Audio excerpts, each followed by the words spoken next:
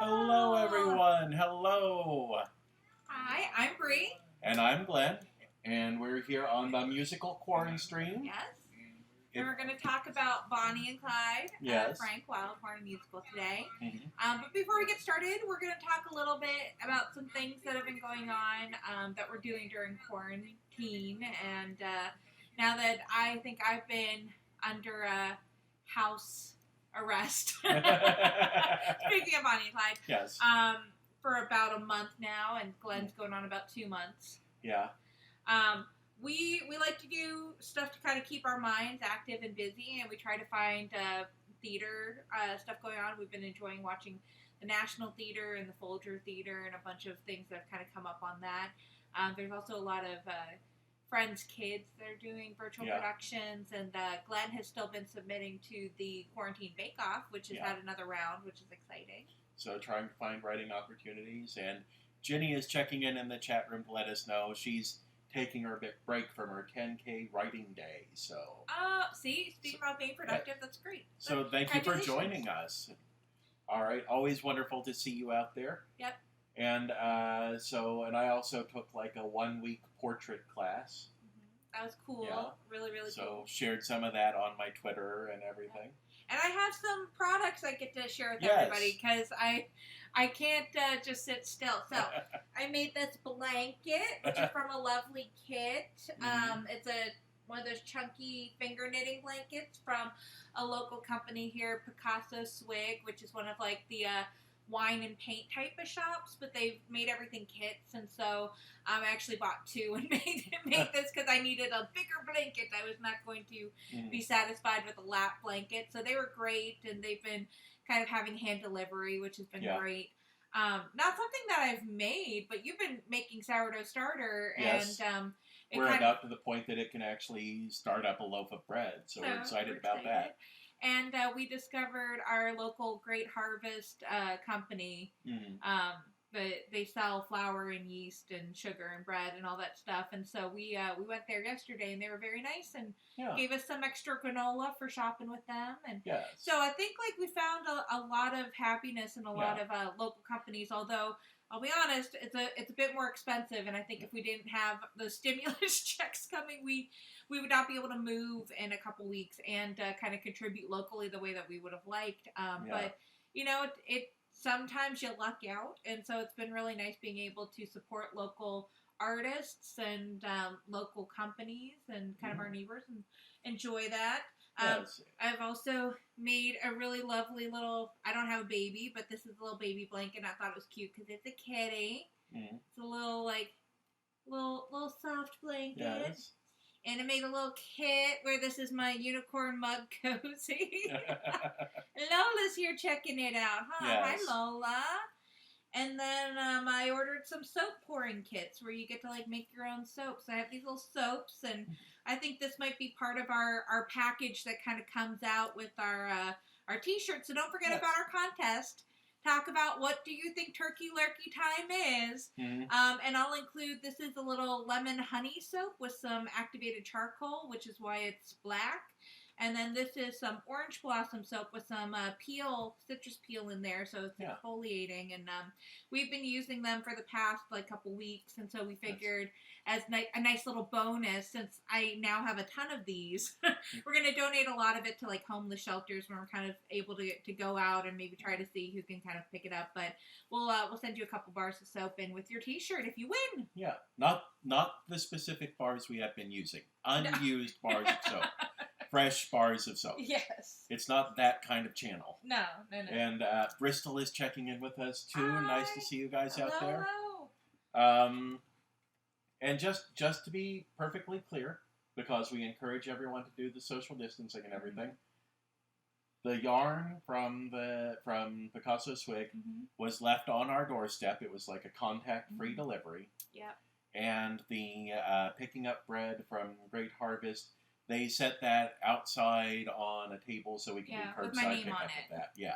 And that was real nice. So we aren't going out to these shops and actually being like, let us wander through the shops with everybody. No, and of course we went out to the Virginia shop, which is local to us as well. Yes. And she's been doing a great job, and we picked up some snacks before the quarantine really started, but we are out of wine, which is very important to the production of the show. Yes. So we went out and got some, and she tossed in a free bottle of wine. So, I mean, I feel like as much as all of our local businesses are really hurting, people are still so generous and still making sure that they take care of people who are supporting them. Yeah. All right. And so we're going to talk today about a musical. Yep. The musical is Bonnie and Clyde. Of which we have never seen. This is kind of our past 2 weeks, our shows that we have not seen. Yes. We've just listened to the soundtracks and just kind of what we think are going on. Next week, we're going to change the format a little bit again, where we're going to start kind of pitching our ideas for musicals. Either, revivals or new shows for jukebox musicals or movies. It's kind of a theme that I think we've seen in other podcasts and vlogs and stuff like that, but I don't think we've seen the things that we're suggesting, which is why we're like, well, we're going to move forward with this, even though it's not really a novel idea. But it's something that we're passionate about, and we think that, if we need to, when this quarantine is over, create our very own Bri and Glen Fringe Festival and just produce stuff, and we'll have stuff. Let's be perfectly honest. Neither of us knows any Broadway producers. No. Neither of us is living in a space where we get caught in an elevator with a major theater producer and we have 2 minutes to sell them an idea. So why not put some of these ideas just out into the ether in case anybody out there, discovers it and wants to see it. So, yeah, if you Google, musical QuaranStream and you happen to just have gobs of money to take a chance on some folks that have very highly respected degrees in theater. Take a chance on Bri. Take a chance on Bri. Then, of course, we would love that. But we hope that it will be entertaining for you guys as well, because we'd love to know if that would be something you'd like to see, or maybe what are your ideas of things that you wish were musicals. As I kind of mentioned a couple of weeks ago on the QuaranStream, gosh, I love the movie Spice World. I would love it if Spice World was a musical. I don't know if that's necessarily something I'm going to pitch, but that is definitely something I think about. Well, this coming Wednesday, I'm not going to say who the artist is or anything like that, but this coming Wednesday, it's going to be Bri's turn to pitch a jukebox musical. And then I will be doing a jukebox musical on Saturday, my idea for a jukebox musical. If you're not familiar with the term, because some of these terms we can kind of forget are a little bit inside baseball, a jukebox musical is a musical that it's one of those you see that says featuring the music of. Yeah, so All Shook Up, Beautiful, Jersey Boys. Yeah, that type which of is All Shook Up is Elvis. Beautiful is Carole King. Jersey Boys is... who is Jersey Boys? It's Frankie Valli. Frankie Valli. Frankie Valli. Never would have come up with that name until after the stream was well over. Hi Lola, every day had a Lola. Yes. Still got some knots, but we're almost done. We're working on them. The thing about quarantine is you learn how to groom a cat. Yes. But now, so Frank Wildhorn. Very famous. Yes, very famous. Great. Very the style. Yes, very prolific guy. Has written a lot of musicals. A handful. I love Jekyll and Hyde. Yeah. I love Scarlet Pimpernel. Yeah, those are probably his two most popular ones. He did the musical of Jekyll and Hyde, which was it was a long time in development, but it was really well reviewed by the time it hit Broadway. There is a filmed version of the stage show that is not necessarily my cup of tea, but it stars David Hasselhoff in the lead role. You can find that. That's available on DVD. Scarlet Pimpernel, I really like it. It's a very swashbuckling, epic, romantic musical. It didn't do as well on Broadway. It was very poorly reviewed. I really liked it. But he has, as Bri says, he has a style. He's very big into sort of the big gothic sounding shows. Yeah, big sounds. If you've heard his female ballads, I think they're. I mean, this is going to sound negative. I don't really intend it that way, but they all kind of sound the same. Yeah. But I mean, I think you can say that with a lot of composers. I think you could say that about Andrew Lloyd Webber and Yeah. And he likes stories about people with big ambitions and big dreams. In addition to Jekyll and Hyde and the Scarlet Pimpernel, he's also done a musical of Frankenstein. He's done Dracula. Kind of whatever you read in your AP English Yeah. class in like 11th grade. That's what he's done. I'm surprised that I haven't found a Frank Wildhorn Three Musketeers yet. Right. That really seems like a Frank Wildhorn show, is Which Three Musketeers. Heck, I mean, if you were going to do an Alexander Dumas piece or a Three Musketeers piece, I think that's ripe for theatrical adaptation. Yes. But now he did a show. He wrote the music for Bonnie and Clyde, which is based on the real-life story of Bonnie and Clyde. And I think it's first kind of like going after like an American folklore, an American kind of hero tale. Most of the stuff that he has done clearly is British and French and kind of... Very Eurocentric, sort of. And this, not only did he go for an American story, but he also tried to change up his style a little bit with this. That instead of focusing on big, bombastic, gothic music, he worked more on trying to incorporate rockabilly and blues and gospel and that sort of thing. And we've definitely heard some of these songs like out in the public, which I think is always a bit weird because I don't think that they were ever kind of like the big splashes in the way that we talked about last episode in Promises, Promises, where it was very clearly going from Broadway, then going to kind of a pop charter. I think one year on the Grammys, we heard country do one of these songs. Yeah, we heard one of the country nominees doing a song that was at least based on one of these, if not the actual song itself. Yeah, I really think it is the actual song. I wish I did a little bit more research before this episode and we found it to kind of like promote it, but maybe we'll follow this up and post a link in the YouTube. Well, what we're seeing a lot more now, because you see a lot of musicals tying their lyrics very clearly to the story, is when you get the pop version of the song, they've like kept the hook and some of the words from the show, but they've also filled in the gaps to make it more general. Like Ariana Grande and Mika did with Popular from Wicked, where essentially they kept the hook of the song and some of the phrases, but they pulled a lot out that made it Wicked specific. But let's get into talking about the show. All right, so Bonnie and Clyde, we have an advantage in this episode compared to episodes where we usually haven't seen the show. These are real people. We know what happened to them. Yeah, we have an idea. Most of what I know about Bonnie and Clyde, like what I know that could be said to be factual about Bonnie and Clyde versus fictionalized, comes from a podcast called Last Podcast on the Left, which the crew that runs Last Podcast on the Left, their style is very morning zoo crew. It's very loud and bawdy and boisterous and everything. But it is hard to fault them on their factual research. When they are telling you the real story of, they're telling you a really good estimate of what the real story was. So I have an okay understanding of the story of Bonnie and Clyde. You have at least a little bit of knowledge about the story. I was born in Texas. That's all I need.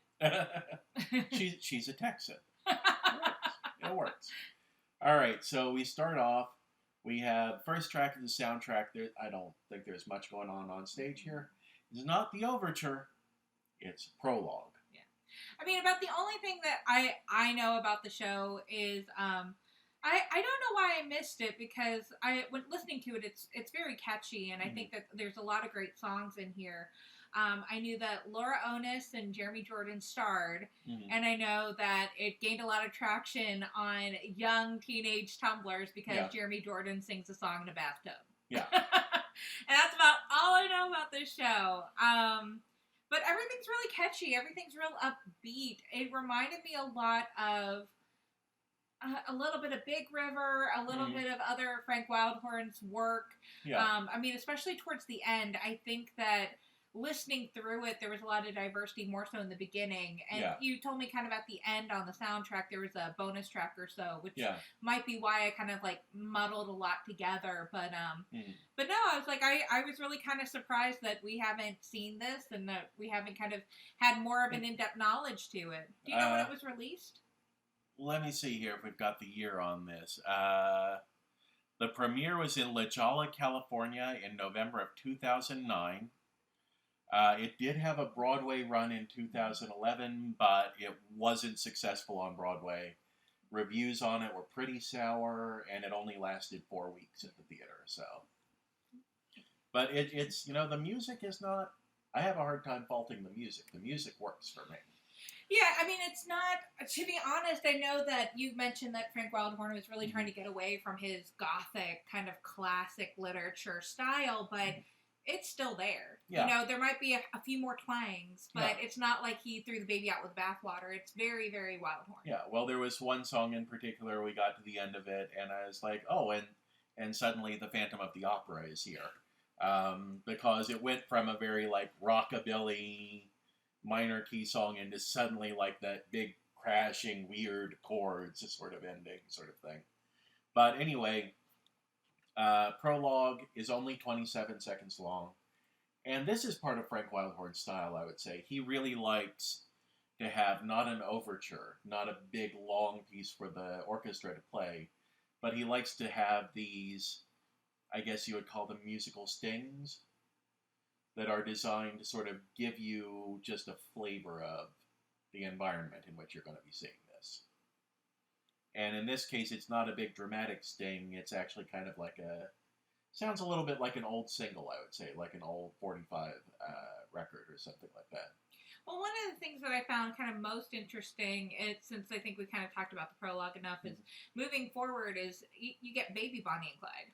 Oh, yeah, yeah. You know, you have them as little kids, which it's definitely a tool used very frequently in musical theater. We've seen it in Shrek. We've seen it in Frozen, where you have all the little kids kind of start the beginning of the piece, and then it moves on to the actual story when they're adults. And that was kind of surprising to me. I don't think that was really used in a lot of his other pieces. And so to see kind of this flashback and then flash forward was an interesting choice, and also to dedicate a whole song to it. Yeah.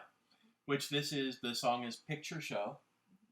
And I'd say the core of the song is, like I say, baby Bonnie talking about watching Clara Bow in the movies and wanting to be famous and loved like Clara Bow is.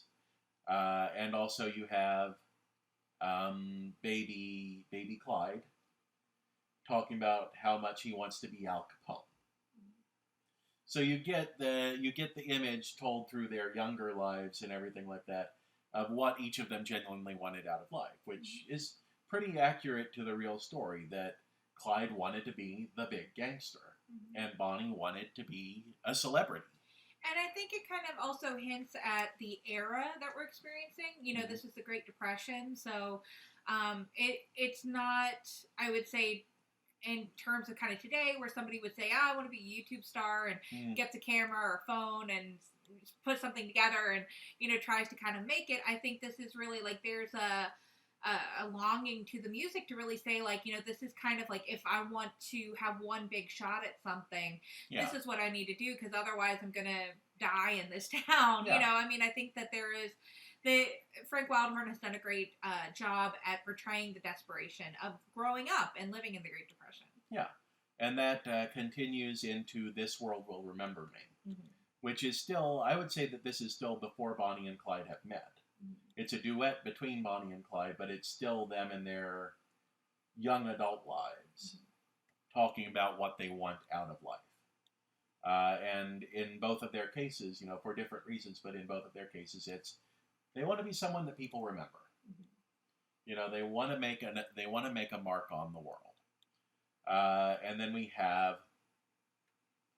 really go ahead. Oh, well, what I think is really interesting is it's not just somebody that the world will remember, but I feel that full disclosure, I used to work in school counseling, so working with students and trying to figure out who they were and what they wanted to become. And I would say what's kind of the unique thing about this is it's very like selfish and fame driven, which I feel like you don't really get from a normal person.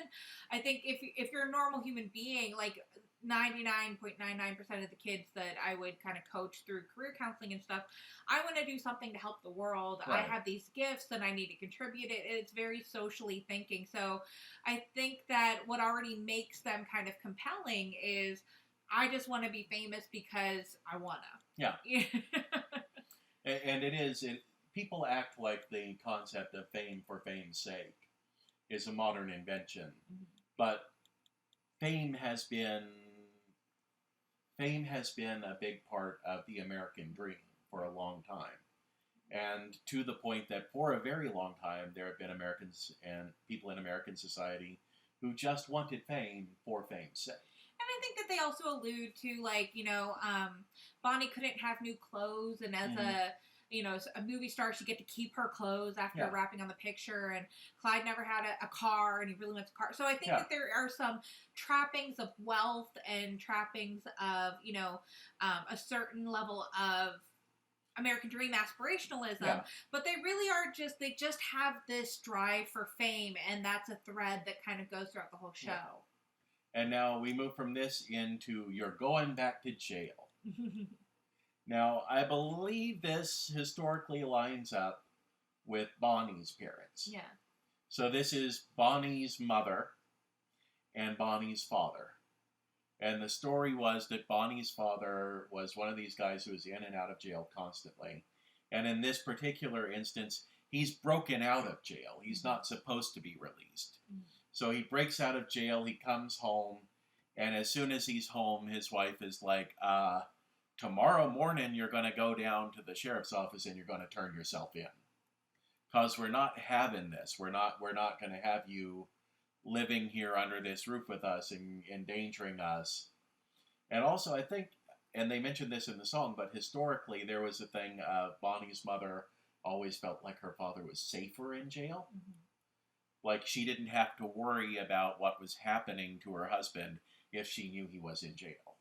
And I think like this also adds an element of conflict. This is sowing the seeds of conflict for Bonnie and Clyde later, because I think that there's a lot of indications in this piece that they just kind of love each other, but it's also like, gosh, she's falling into this pattern and she doesn't want to, and she's been warned against it, and she knew what that life is like.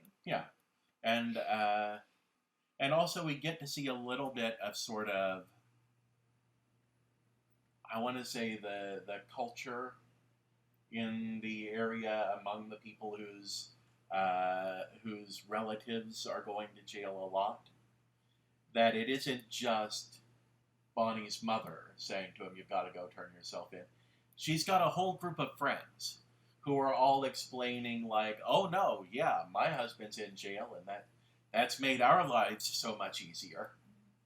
And I gotta say, out of the group, it's a very fun song and a very funny song. But out of the group, Bonnie's mother has the most, like, I guess, sympathetic appeal of all of the group, because she genuinely is like, no, I love you, you're safe in jail, go back to jail. I don't want to have to wake up someday and be told you're dead. Well, what I think is kind of really surprising about the piece in general is I think it's really Bonnie's story. Yeah. And I think that that's probably a choice with Bonnie being first in the title. Yeah. But you feel like there's and it's not, I don't know what I'm trying to say, but it's not 100% like the feminist masterpiece. No. But it is definitely a choice that we're following Bonnie a little more and we're following the lives of women a little more. I don't think it's always 100% successful in the piece, but I do think that it was kind of an interesting story to be told, aside from, if you compare the Bonnie and Clyde movie, for example. Yeah. So we have this whole thing, which does ultimately end up with her father goes back to jail. And then we move into How About a Dance, which is Bonnie's first solo in the show. And it's a very beautiful piece. What it relates to historically is that as a young woman, Bonnie actually worked in dance halls. She was like the 10 cents a dance girl. So this ties into that sort of thing of, it's a very romantic song. It's a very loving song. You get the feel in the show that this is probably when she and Clyde meet. But at the same time, this is also a song that reflects, like, what a night's work is for her. That she meets guys, they dance with her, maybe they fall in love with her, maybe they don't. But, you know, ultimately, she's working at a club. She's dancing at a club. So, and very nice song. I like the song a lot. Shall we move on to the next one? Yeah, of course. And the next one is called When I Drive. And I feel like this is our first taste of the rockabilly side of the show. It's a very hard-driving rockabilly song that is Clyde and one of his cohort, one of his gang members. Right. Basically talking about what a demon Clyde is behind the wheel of a car. Which that was Clyde in real life. Clyde was the wheel man of the gang. Like, and he was known for getting performance out of cars that nobody should actually have been able to. He was like the very earliest proto hot rodder. Yeah, and I think there's also pieces in this song where he's talking about things he's going to give to Bonnie or things he's stealing for her or whatever. So I think this is a bit of a courting phase. Yeah, so it's got that element to it of, you know, you've got the element of, when I drive, that's the freest I feel. Like, he loves his car, and also he loves Bonnie, because he's getting, a lot of what he's getting into trouble with is he's trying to provide for Bonnie. Yeah. And then that leads us into God's Arms Are Always Open, which is our first real flare of gospel in the show, I would say. So we move from the rockabilly to the gospel feeling, and this is all out like, you know, James Brown scene in the Blues Brothers. Revival sound. Yeah, and I think that's another big theme throughout the piece is coming to Jesus, straying from the flock. Like, I mean, there's a lot of tension that's being played here in many of these songs, and very overtly said in the lyrics. It's not, it's, you know, you can choose to have this life of crime, or you can choose to come back to the Lord and be forgiven. Which is an interesting thing, because we have, this song is the guy playing the preacher, Michael Lanning, but you also have Melissa Vanderschiff, who's playing Bonnie's mother, is involved in this song too. So this is sort of the culture that Bonnie is coming out of. And with God's Arms Are Always Open, the message in this song, which I found interesting when we sort of return to this later, the message on this song is God doesn't care about your behavior. God doesn't care who you were, how you made your money, or anything like that. What God cares about is that you come to God and you accept God. And that's the real, like, revival preaching message that is going on in this song. And we'll get into why that's interesting when we get into the next song with the preacher. But, you know, that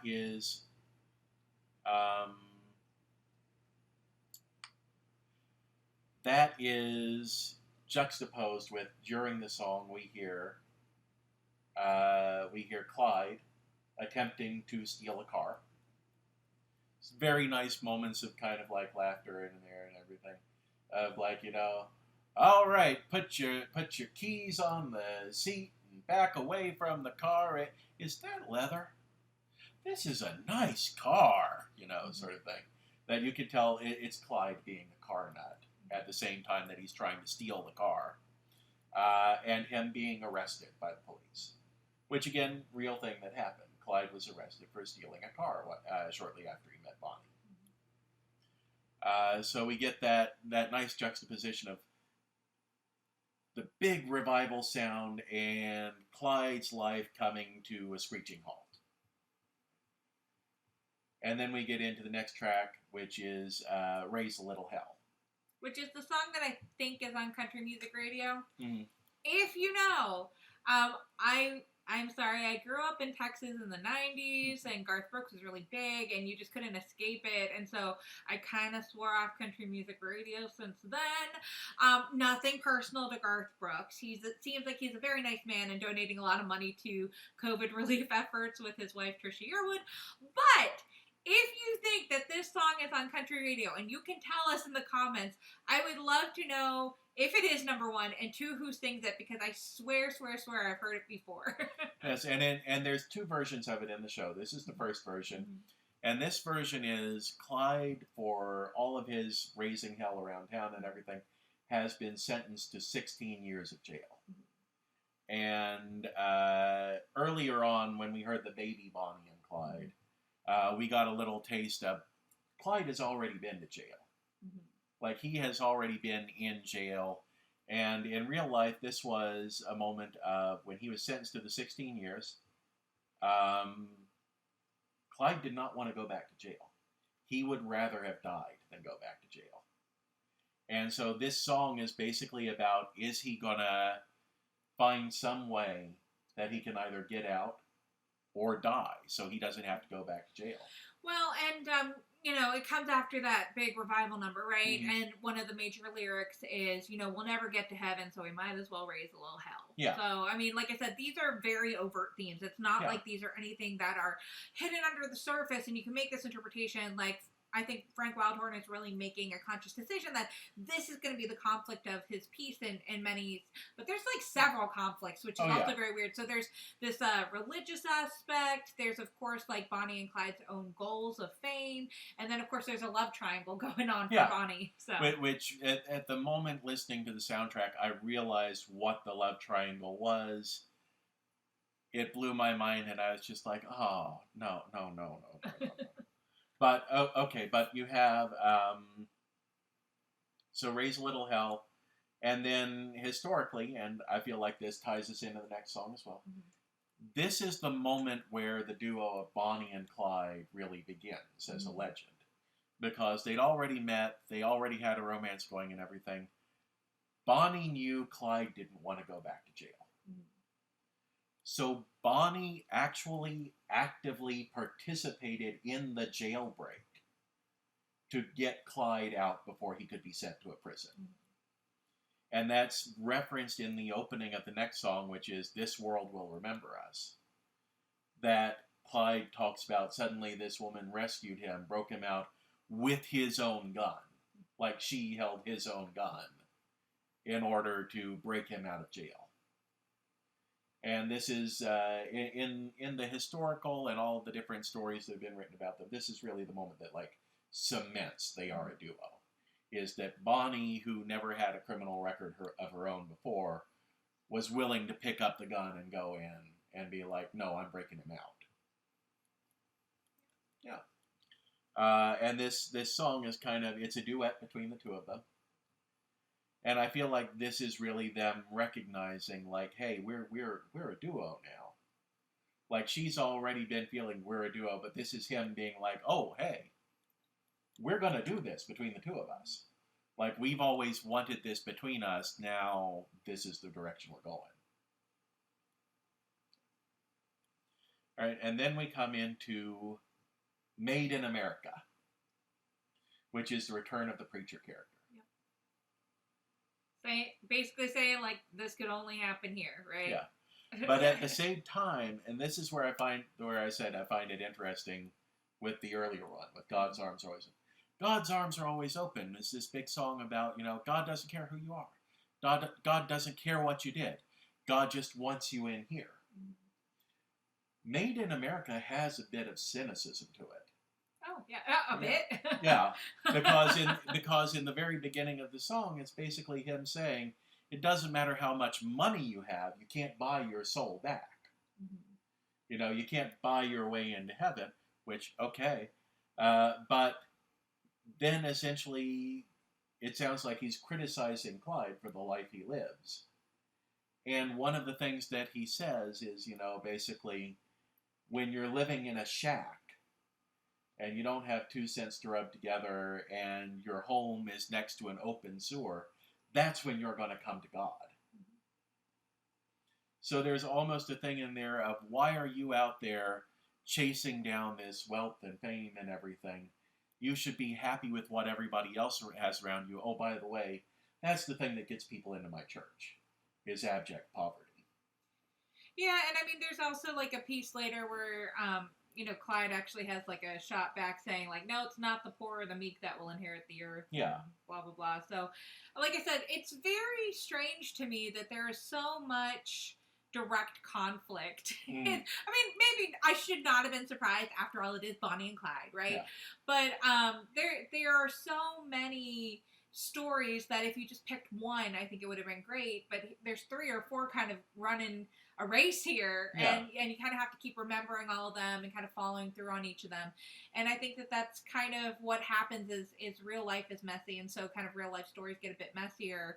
I think if they would have toned it down, there probably would have been more complaints. You know, it's like, oh, well, it's not just a love story. It's not just this, not just this. But although we're about to take some slight departures from what we know about the historical record of them and everything, which make for good theater, not so much for, like, good history. Yeah. But so the next song we have is another duet between Bonnie and Clyde, which is Too Late to Turn Back Now. Yeah. And this is kind of a chaotic thing that this is. Earlier in This World Will Remember Us, we heard Bonnie talking about, well, what I want to do is I want to go out to California and become an actor. And I don't want to necessarily get mixed up in doing all of the crimes and everything that you're known for doing, because whoever heard of an actress who, like, steals from banks on the side? Well, see, that's where I think, like, that's... The world will remember us as they're together, and this is where it starts to fray apart. Yeah. Where it's like, well, I can't be an actress if I'm always on the run with you. So this is where their personal goals are coming in conflict. And this is, this happens after a robbery that has gone wrong where Clyde actually shot and killed someone. Because the whole thing was she was willing to go along with it as long as nobody got hurt. Well, and also, like, this would have been... If we're having a big musical theater mashup mythology, right? Yeah. This would have been after Chicago. So a little bit of crime leads to some fame. Yeah. But, we can't go killing people. Yeah. Like that, nobody's going to hire an actress who's associated with killing people. Yeah. And now this has, and that's the thing where I say we depart a little bit from history here. Yeah. Is that in real life, from what we can tell from people who knew Bonnie and Clyde and their testimony and everything on this, Bonnie was fine with the idea of infamy. Because, like you just said, this would have been sometime after the events of Chicago. Yeah. She was already seeing that tabloid fame could translate into real fame. You could get tabloid fame going to jail for a couple of years and then come out and get a one-woman show on Broadway. Well, and, like, to be honest, like, looking at Laura Onus and looking at Jeremy Jordan, I mean, I think Laura Onus in particular, like, one of her most famous roles is Cinderella. Yeah. So, I mean, I feel like, portraying her, to be honest, a bit more of, like, I think how Bonnie fantasizes about herself in her head, maybe, kind of, like, makes these rationalizations. And that's why I say the story's a little bit more about Bonnie than it is about Clyde. Yeah. And it giving Bonnie that kind of,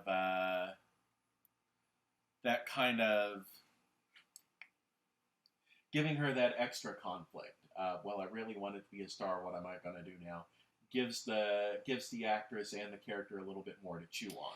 Well, she can make stronger choices. Yeah. So when she goes back to Clyde, then it was, this big sacrifice. Let's see. Dad says, Carl from Bristol says, Ozark Mountain Daredevils, rock band from Springfield, Missouri, formed in 1972. If you want to get to heaven, you've got to raise a little hell. There we go. All right. So then we have That's What You Call a Dream, which is Melissa Vanderschiff. So it's Bonnie's mother again. And this one to me sounded like her basically being like, a peaceful life where nothing ever goes wrong is the dream.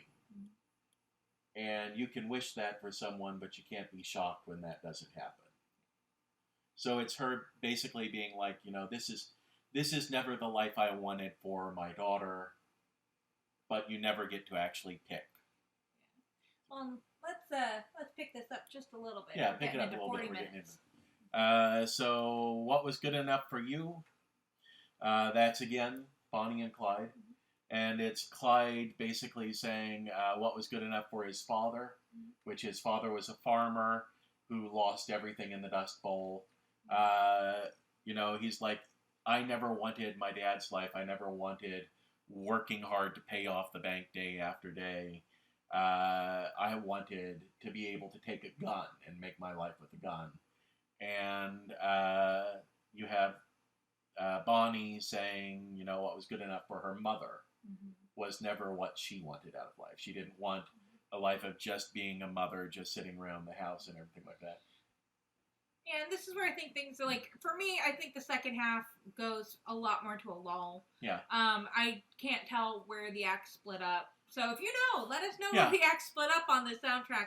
But I always think that the first act seems stronger than the second act. And I think when we were prepping for this, listening to it, I was just like, oh gosh, what is this soundtrack over? Like, it's very pretty. It's really great. I have no complaints about the music. It just seemed like there's a lot of similar songs towards the end where it was all very like, okay, time to take a nap. Yeah, and if you know where the first act break is, let us know. Drop it into the chat. Drop it into the comments wherever you're seeing this.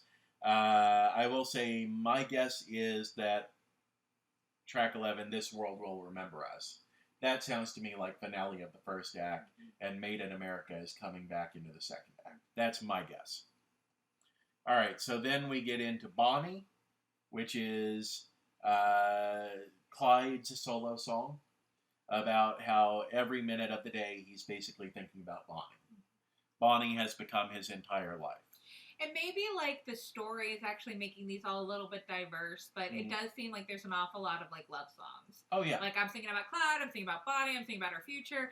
And so if the story is, like, a little bit more of a breakup, I can understand why there's so many similar songs in the second act, but... Well, yeah, I think... It's hard to get through it. The thing about the second act is, I think, trying to capture sort of the speed toward the end of their life when they were on the run. So there's not a lot of time to think about anything else. And a big part of the legend of Bonnie and Clyde comes from constantly throughout the time that they were on the run from the police.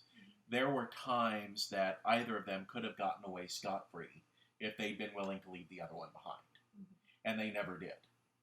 And that led to, you know, typically the image we have of Bonnie and Clyde is very romantic right up to the end, going down in a hail of bullets. If you ever actually, like, read the actual history of what happened to them, by the time that final hail of bullets came around, physically, they were shot to hell. I mean, even before the bullets started flying.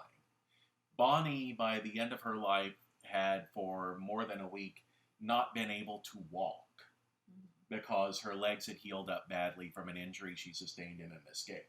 And she was being carried everywhere by Clyde. Yep. So I feel like having all of these love songs in the second half, this is sort of reinforcing the idea of two people so ridiculously devoted to each other that it doesn't matter what's going to happen around them, because all that matters to them is the other person. But if I had to guess, you might know more about this than I do. If I had to guess, this is probably the love song that's sung in the bathtub. Because it's a very relaxed song. And it's a very loving song. And then we get into a reprise of Raise a Little Hell. And Raise a Little Hell, again, is this is the second version of the song. And this is the one that focuses more on going out in a blaze of glory. Like, if we're never going to get to heaven, we might as well raise a little hell is much more of a theme in this one. And it drives, and it's Clyde and a member of his gang singing. And it's the same gang member who sang about the cars with him earlier, about When I'm Behind the Wheel. Then we have Diane Ain't So Bad, which is Bonnie's solo again. And this is sort of her realizing this is not going to end well. We're not going to get the tabloid fame. We're not going to get everything that goes with that or anything like that. There is no way that this doesn't end with us dead. And it's a very, I'd say, sentimental song. That it's essentially, again, it's a love song. Mm-hmm. It's basically dying ain't so bad if I'm dying with you. There's an immediate reprise. Yes, an immediate reprise, which to me is, there we go. That's the end of the end of the line for them. Yeah. So. Yeah. Which is both of them singing "Dying Ain't So Bad" together, and then we have one. I mean, I could really see this as like the stage, like. Yeah. Yeah. You know, with mood lighting and fog and. Yeah, and also, well, or I thought of it as like Hamilton and Eliza at the end of Hamilton.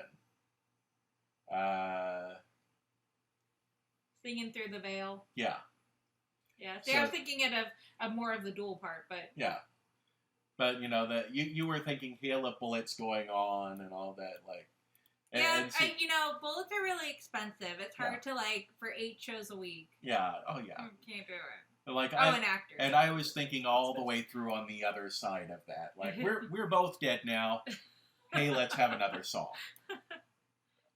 Well, see, maybe the last song, the How About a Dance, that could be when they're both dead. That could be Ghost Dancing. Yeah, reprise comes back. We have, like, the final song is a reprise. Very slow, very sentimental, abbreviated version of the song that Bonnie was singing when she was working in the dance club, in the dance hall. So, and that's where the show ends. We got a bonus track, which, but again, I think that kind of skewed my perception of Act 2 as well, because I thought that was where we ended, and then Glenn informed me. I was like, "Oh, this is a bonus track." I'm like, "Oh." It was like, "Oh, that's not the ending that I thought." Then, yeah, okay, yeah. But I mean, there's no strong ending. Like I would say, you know, in a lot of these musicals that we've listened to, there are these big wrap-up numbers, you know, and this just kind of goes off into the sunset. It just very gently ends, and I think that that's something that, you know, when you are focusing on a musical with 2 people, you know, you kind of have to. You're not going to have a big sting at the end. You're not going to have this big acknowledgement that this was over and it was a triumph, because it wasn't. No. And it is, I don't know if it's, like I say, we can't blame the music on any of this. The music is solid. I mean, I would highly recommend going ahead and listening to it. I know one of our friends, Lisa Dryerbake, she did this with her high schoolers, and it was very, very well received. So, I mean, as far as the high school show is concerned, it seems like this did really well. I think it could do really well in a lot of, like, community theaters. Music's entertaining, great to sing. So, yeah, highly suggest trying to go find the soundtrack and taking a listen to it and seeing what you think and letting us know what you think in the comments would be great. Oh, and we didn't mention, I think somehow we skipped over, just, like, glossed right over, there is a love triangle. That there's a song that's sung that's Clyde and another guy basically being like, the other guy is basically spending the entire song being like, Bonnie, you can do so much better than Clyde. Courting Bonnie. Yeah. And then the next time we see that guy is toward the end of the chase, where we have him basically being like, I was in love with Bonnie, Clyde took her from me, and now all I want to see is to see Clyde dead. And I'm like, wait, did Frank Wildhorn give Bonnie a love triangle with one of the cops chasing them? Okay, yeah, why not? Sure. That's why I said, like, it's a lot of conflict. Yes. It's internal conflict. There's conflict between Bonnie and Clyde. It's conflict between sinning and good. It's a love triangle. There's a lot of meat in this show. But I kind of wonder if maybe you could get a stronger show. It would be a very different show. It wouldn't be this show anymore. But if you pulled back a little bit from emphasizing the romance between the two and had a little bit more of, like, what that kind of legend meant to America at the time. Yep. Could be, but I feel like we're right out of time right now. Thank you for sticking with us for 50 minutes. I know this was a very, very long one. We just keep getting wordier and lengthier. We're going to have to go in and start editing some of these. Stop apologizing for our show. I'm not apologizing for our show. I'm apologizing that I was hoping to keep it all to 30 minutes. We haven't hit 30 minutes for weeks now. Right. Well, we love you. Thank you so much for Yes, we tuning love you in, all. and we look forward to seeing you next week. Yes, Jenny, have a great day. Yep, we're going to hope to maybe do another live tweeting event. We're going to discuss that right after the show, and we'll keep you posted if that's going to happen. Yeah. All right, so until next time, you guys, stay safe, take care of yourselves. We're not there to take care of you, so love you all, and thanks again for joining us. Bye. Bye.